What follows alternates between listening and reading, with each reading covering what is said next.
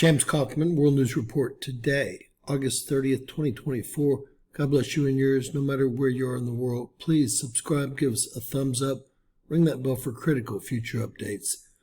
2 spacecraft crash landings set for this week. NASA finally gives a date for the Starliner return. After 12 weeks in space, Boeing's Starliner spacecraft is finally set to return home from the International Space Station on September 6th, although its crew will not be aboard.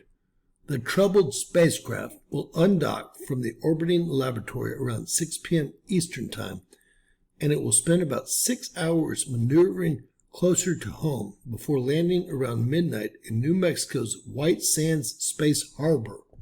The astronauts who rode aboard Starliner to the ISS on June 5th, Butch Wilmore and Suni Williams, will remain on board the orbiting laboratory that is said to orbit at about 220 miles above Earth. NASA announced on August 24th that experts were wary of gas leaks and issues with Starliner's capsule, propulsion system, etc., leading to the agency to determine the spacecraft is not safe enough to finish its mission with the crew on board. Quote, "The uncrewed Starliner spacecraft will perform a fully autonomous return with flight controllers at Starliner Mission Control in Houston and at Beoing Mission Control Center in Florida, according to the NASA update posted Thursday. Teams on the ground are able to remotely command the spacecraft, if needed, through the necessary maneuvers for a safe undocking, re-entry, and parachute-assisted landing in the southwest United States. Again, hopefully, in White Sands, New Mexico. How the Starliner vehicle performs during its return trip could be crucial to the future of the overall Boeing program. No one will be aboard to assure the spacecraft enters the atmosphere in the correct orientation, which could be a big problem. If the spacecraft experiences a mishap or NASA ultimately decides not to certify the vehicle for human spaceflight, a step that would set up the vehicle to make routine trips to orbit, it would mark yet another blow to Boeing's already damaged reputation.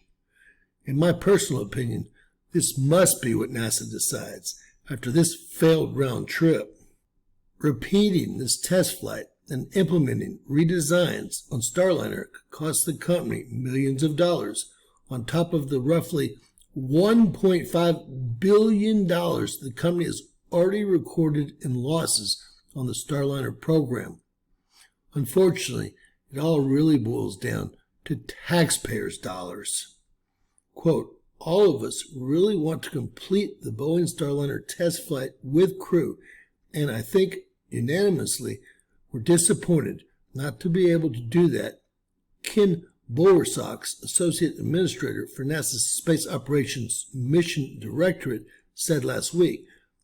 Quote, "You don't want that disappointment to weigh unhealthily in your decisions. If everything goes as anticipated, Starliner will land in New Mexico on August 6th, Wednesday. Now, what is really strange is that the ESA says they will return a very high orbiting satellite to Earth less than 48 hours after Starliner's return. Salsa is said to be a satellite that was orbiting at 88,250 miles above Earth and monitoring Earth's geomagnetic field for the past 25 years.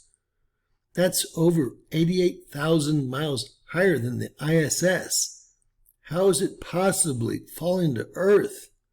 I will never understand how the ISS and all these other satellites in quote-unquote low Earth orbit stay in orbit at 150 to 225 miles above Earth if this satellite will crash to Earth from a distance of 88,250 miles, or almost half the distance to our moon. Let's hope Earth is really not entering a debris field and these stories are being put out to distract from a dangerous planetary event. God bless you and yours. Please share, subscribe, and always remember, Look up. Anything's possible in Bizarro World.